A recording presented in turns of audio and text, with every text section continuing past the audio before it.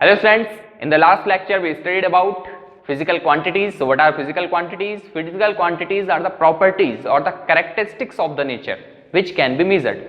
अब चलते हैं आगे। आज का हमारा टॉपिक है यूनिट्स ऑफ मेजरमेंट। आज हम देखेंगे यूनिट्स क्या होती हैं और मेजरमेंट क्या होता है, इसको समझेंगे। तो अच्छे से समझिए, समझ में आ जाएगा। आज का टॉपिक भी इजी है। तो फर्स्ट टॉपिक आज का चलेगा पहले मेजरमेंट, इसके बाद देखेंगे यूनिट। मेजरमेंट क्या होता है, मेजरमेंट देखते हैं। मैंने कहा इस स्ट्रॉ का लेंथ लार्ज है as compare to this marker, लेकिन लार्ज या स्मॉल होने से तो काम नहीं चलेगा। मुझे चाहिए इस स्ट्रॉ का एग्जैक्ट लेंथ, इसका वैल्यू बताइए कितना है, इसका मेजरमेंट करिए। तो ध्यान रखिए, जब भी हम मेजरमेंट कर रहे हैं तो मेजरमेंट किसी के कंपैरिजन में ही होता है। जैसे मैंने इस स्ट्रॉ का लेंथ मेजर किया और मैंने अपना reference standard, remember this term, reference standard, मैंने अपना रेफरेंस स्टैंडर्ड लिया, ये मार्कर। तो मैंने कहा इसका लेंथ है 1 2 3 मार्कर। इसका लेंथ कितना हो गया, 3 मार्कर। मेरा रेफरेंस स्टैंडर्ड क्या था, मार्कर। तो मेजरमेंट हमेशा किसी के कंपैरिजन में ही होगा। तो मेजरमेंट क्या है, measurement is a process, it is a process of comparison with reference standard. Remember this term, reference standard. इस रेफरेंस स्टैंडर्ड को ही हम कहते हैं unit. So what is unit? Unit is reference standard. ठीक है, ये तो अपने को क्लियर हुआ। जैसे मैंने इसका लेंथ मेजर करना है, इसके लेंथ का मेजरमेंट करना है, लेकिन इस केस में मेरा रेफरेंस स्टैंडर्ड है कैप। तो मैंने कहा 1 2 3 4 5 6 7 8 9 10 11 12, इसका लेंथ है 12 कैप। तो इस केस में मेरा यूनिट क्या हो गया, cap. Unit means reference standard, इस केस में रेफरेंस स्टैंडर्ड क्या हो गया, कैप। ठीक है, तो यूनिट क्या है, यूनिट है रेफरेंस स्टैंडर्ड। और मेजरमेंट क्या है, it is a process of comparison with reference standard which is called unit. Okay, I think it is clear. अब देखिए, फॉर मेजरमेंट, मेजरमेंट के लिए हमें किन चीजों की जरूरत पड़ती है, we need, for measurement we need, किन चीजों की जरूरत पड़ती है मेजरमेंट के लिए? मेजरमेंट के लिए हमें दो चीजें चाहिए। फर्स्ट यूनिट, एक तो यूनिट होनी चाहिए, किसके साथ आप कंपेयर कर रहे हैं। सेकंड न्यूमेरिकल वैल्यू, अब ये समझ में आ जाएगा, विच is called magnitude. Numerical value means magnitude, ये क्या होता है, या हम इसको कह सकते हैं मैग्नीट्यूड न्यूमेरिकल वैल्यू, या हम इसको कहेंगे number of times unit is contained. Number of times unit is contained. Sir इसका मीनिंग क्या है, इसको भी समझ लेते हैं, इसका मीनिंग क्या है, कितने टाइम वो यूनिट उसमें आ रही है। जैसे मैंने इसका लेंथ मेजर किया, मैंने अपना यूनिट क्या लिया, मार्कर। तो एक तो आपको यूनिट चाहिए, यूनिट क्या था इस केस में, मार्कर। सेकंड, कितने टाइम ये यूनिट इसमें आ रही है, कितने टाइम ये मार्कर आ रहा है। तो कितने टाइम आ रहा है, 1 2 3, तो मेजरमेंट हो गया। दो चीजें चाहिए, दो चीजें मिल गई, unit, marker. Number of time unit is contained 3। तो जो 3 है वो उसको बोलेंगे मैग्नीट्यूड या न्यूमेरिकल वैल्यू, और यूनिट क्या है, मार्कर। चेंज करता हूं, मैं इसके प्लेस पे कैप लेके आया। इससे पहले बताया कितने कैप आ रहे हैं, 12। तो 12 क्या है, मैग्नीट्यूड न्यूमेरिकल वैल्यू या number of time unit is contained, 12 times ये आ रही है। और यूनिट क्या है, कैप। तो दो चीजें चाहिए, यूनिट एंड न्यूमेरिकल वैल्यू। ठीक है, अब जो हमारा क्वांटिटी का मेजरमेंट होगा, मेजर ऑफ क्वांटिटी, इसको मैं कह रहा हूं क्यू। ये क्यू लेंथ, इस केस में जैसे स्ट्रॉ का length, measure of quantity length. तो क्यू क्या हो गया, एन यू। फिर से Q is measure of quantity and it is equal to N U. ये एन क्या है, एन है आपका number of time unit is contained, magnitude numerical value, N is numerical value, and what is U, U is unit. ऐसे हम किसी quantity का measurement लिखेंगे, 3 मार्कर 12 कैप्स, ऐसा करके इसको हम नोट करेंगे। ठीक है, फिर से देखिए, काफी यूज कर रहा हूं मैं इसका आज। मार्कर कितने आए इस पे, 3। मैंने यूनिट को छोटा किया, कैप लेके आया, कितने कैप आए, 12। इसको नोट करते हैं थोड़ा। मार्कर कितने आए, 3 मार्कर। कैप कितने आए, 12 कैप्स। अब मैंने इससे कोई और छोटा यूनिट लेके आता हूं, यूनिट का साइज स्मॉल करता हूं, मैंने कहा ये फिंगर, इसका ये पार्ट, तो कितनी फिंगर 1 2 3 4 5 6 7 8 9 10 11 12 13 14 15 16 17 18 19 20, मैंने कहा 20 फिंगर्स,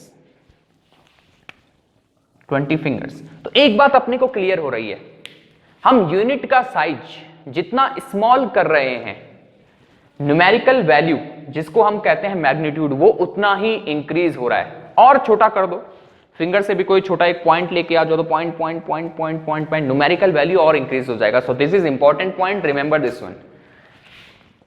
स्मॉलर द साइज, इसको नोट करना, smaller the size of unit, larger the numerical value. जितना आप यूनिट को स्मॉल कर दो, न्यूमेरिकल वैल्यू उतनी ही इंक्रीज होती चली जाएगी। ठीक है, फिर से मैं मार्कर, मैंने पहला यूनिट रखा, सेकंड मैंने कैप, थर्ड फिंगर, लेकिन क्या इसका लेंथ चेंज हुआ? क्या ये मेजर करते टाइम स्मॉल या लार्ज हो रहा है? नहीं, इसका लेंथ तो सेम है।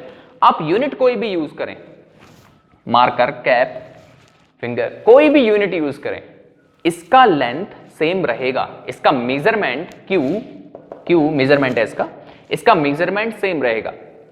ठीक, तो हम ये लिख सकते हैं Q will be same and it is equal to, suppose unit जब U1 थी, U1 मेरा मार्कर, यूनिट जब U1 थी, न्यूमेरिकल वैल्यू N1 था, N1 U1 इसका वैल्यू हो गया। यूनिट जब कैप हो गई, U2 कर रहा हूं मैं उसको, तो वैल्यू हो गई चेंज, सपोज N2, तो N1 U1 equal to N2 U2। लेकिन फिर से Q क्या है? मेजरमेंट, इस केस में length will be same. Unit कुछ भी हो, लेंथ चेंज थोड़ी होगा। अगर मीटर सेंटीमीटर आप देख रहे हैं तो लेंथ चेंज थोड़ी होगा। आपने कहा कि भाई इस रूम का लेंथ है, एक रूम है, इसका लेंथ है 5 मीटर, सेंटीमीटर में कितना? 500 सेंटीमीटर, लेकिन है तो वही लेंथ, चेंज थोड़ी होगी। तो Q will be same, unit change हो रही है, उस पर्टिकुलर क्वांटिटी का Q सेम रहेगा, यूनिट चेंज हुई तो N1 की प्लेस पे N2 हो गया। So N1 U1 equal to N2 U2, remember this one also. ठीक है, तो मुझे लगता है ये भी आपका क्लियर हो गया होगा। एक बार फिर से देख ले, मेजरमेंट क्या है? कंपैरिजन करना किसी रेफरेंस स्टैंडर्ड के साथ, which is called unit. Measurement के लिए हमें किस चीज की जरूरत पड़ती है? Unit and numerical value.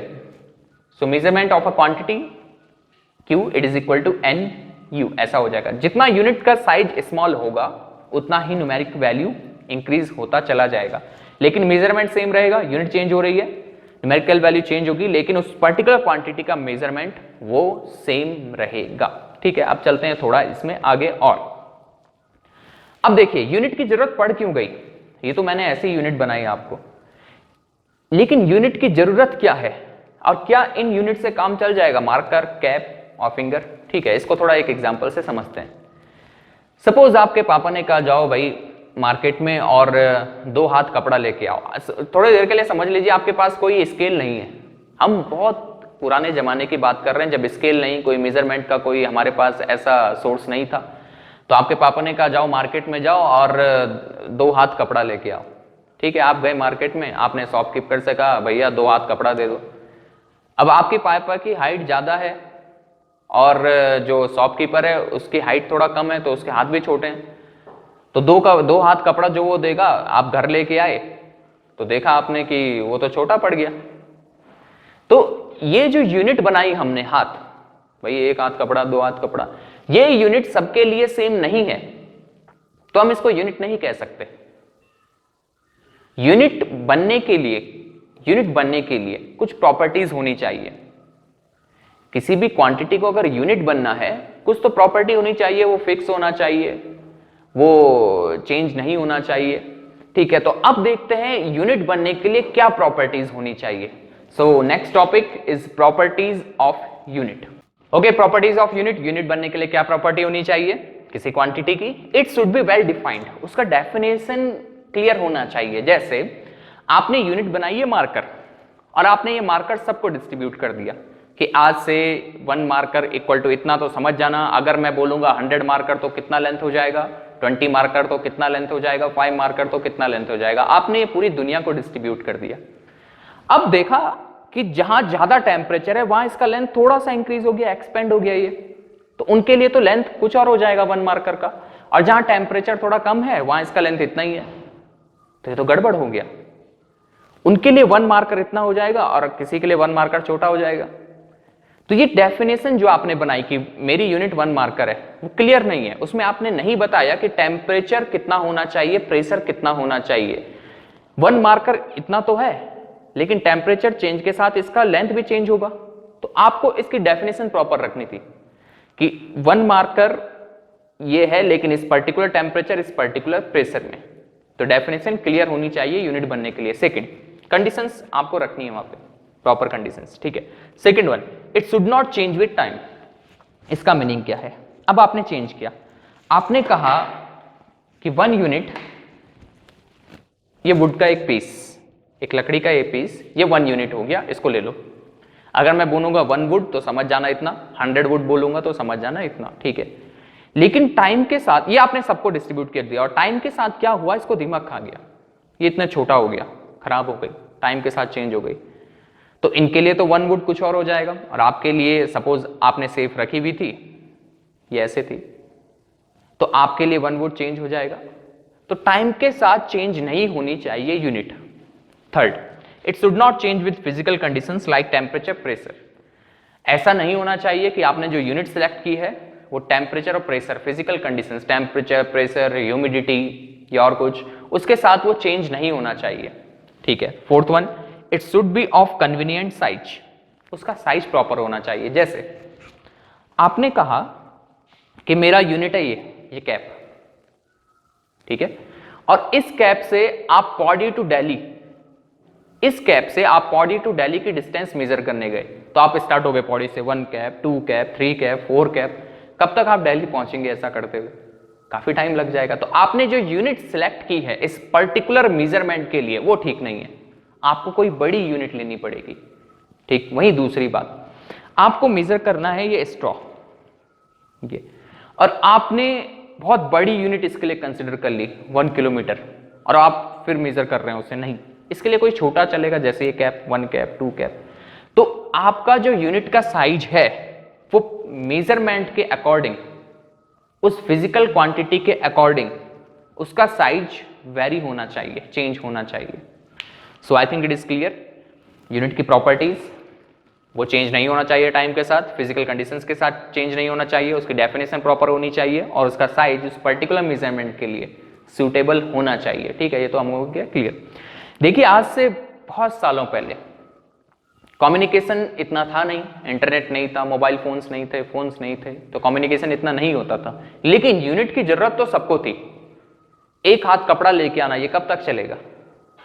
Unit की जरूरत सभी कल्चर को थी, सभी कंट्रीज को थी, सभी कंट्रीज को यूनिट की जरूरत थी, लेकिन कम्युनिकेशन नहीं होता था। तो सब कंट्रीज ने अपने अपने यूनिट बनाई, लेकिन उसको कम्युनिकेट नहीं कर पाए, बाहर नहीं बता पाए। इंडिया ने भी अपनी यूनिट्स बनाई, आप इनको सर्च करिए, तोला, मासा, ऐसा करके ये बनाते थे। शेर सुना होगा आपने, अपने पेरेंट्स से पूछिए। वहीं डिफरेंट कंट्रीज ने डिफरेंट यूनिट्स बनाई, इंडिया ने ये बनाई, तो फ्रांस ने कुछ और बनाई, ब्रिटेन ने डिफरेंट बनाई, और डिफरेंट यूनिट्स हमारे पास आई। क्योंकि फिर से कम्युनिकेशन नहीं था, तो हम इन यूनिट्स को बाहर नहीं भेज पाए, और बाहर की यूनिट्स यहां नहीं आ पाई। तो डिफरेंट कंट्रीज की जो यूनिट्स थी वो कौन कौन सी थी, उसको थोड़ा देखते हैं। ओके, तो सभी कंट्रीज ने अपनी यूनिट्स बनाई, लेकिन कम्युनिकेशन नहीं था, तो हम यूनिट्स को ना बाहर भेज पाए ना आ पाए। तो ऐसे ही फ्रांस ने अपनी एक यूनिट बनाई, तो उन्होंने कहा लेंथ को मेजर करेंगे सेंटीमीटर में, मास को मेजर करेंगे ग्राम में, एंड टाइम को मेजर करेंगे सेकंड्स में। तो ये बना सीजीएस सिस्टम, सीजीएस सिस्टम। तो ये फ्रेंच सिस्टम कहा गया, फ्रांस से आया, ठीक है। वहीं एक सिस्टम ये बना, लेंथ को फुट में मेजर करेंगे, मास को पाउंड में, सुना होगा आपने कि कितना पाउंड, और टाइम को सेकंड में। ये सिस्टम आया ब्रिटेन से, ब्रिटिश सिस्टम है, ब्रिटिश, ठीक है। वहीं फ्रांस का एक और सिस्टम था, लेंथ मीटर में, मास केजी में, एंड टाइम सेकंड्स में। तो ये फ्रेंच सिस्टम सबने अपने अपने सिस्टम बनाए थे, जैसा मैं बार बार कह रहा हूं, लेकिन ये सिस्टम लेंथ मीटर में, मास किलोग्राम में, टाइम सेकंड्स में, फ्रेंच का जो सिस्टम है ये पूरे वर्ल्ड ने एक्सेप्ट किया और इसको बोला गया सिस्टम इंटरनेशनल, एसआई यूनिट। तो एसआई यूनिट लेंथ मीटर में, मास किलोग्राम, टाइम सेकंड्स में, एमकेएस सिस्टम। तो अब जो चल रहा है, इंडिया भी जिस यूनिट को एक्सेप्ट करता है, पूरा वर्ल्ड जिस यूनिट को एक्सेप्ट करता है वो है एमकेएस सिस्टम। ठीक, अब जो हमारी 7 फंडामेंटल क्वांटिटीज हैं प्लस 2 सप्लीमेंट्री क्वांटिटीज, उन सब की यूनिट बनी एसआई यूनिट जिसको कहा गया। तो वो एसआई यूनिट क्या है, अब उसको देखते हैं कि जो आपकी एसआई यूनिट बनी सिस्टम इंटरनेशनल यूनिट, और जो पूरे वर्ल्ड ने एक्सेप्ट की वो क्या बनी, देखते हैं। फिजिकल क्वांटिटीज आपके पास 7 प्लस 2 सप्लीमेंट्री क्वांटिटीज, इनके एसआई यूनिट सिंबल। ठीक है, पहले बात करते हैं लेंथ की। लेंथ का SI unit metre, MKS system मैंने बताया, लेंथ का एसआई यूनिट मीटर। अब मीटर तो पूरा लिख नहीं सकते थे, 1 मीटर 2 मीटर, तो हमने इसका सिंबल बनाया एम, 2m लिखाओ, समझ जाना, 2 मीटर, स्मॉल m। मास का SI unit kilogram, symbol KG. Time SI unit second, symbol s। Temperature SI unit kelvin, symbol K। Electric current SI unit, ये आपने स्टडी किया 10th में, electric current SI unit ampere, symbol capital A। Luminous intensity SI unit candela, symbol CD, small c small d। Amount of substance SI unit mole, symbol MOL। Supplementary quantities की बात करें, plane angle SI unit radian, symbol RAD। Solid angle SI unit steradian, symbol SI। तो ये हमारी SI unit बनी physical quantities के लिए। अब यही एसआई यूनिट पूरे वर्ल्ड में चलती हैं, यही सबने एक्सेप्ट कर लिया है।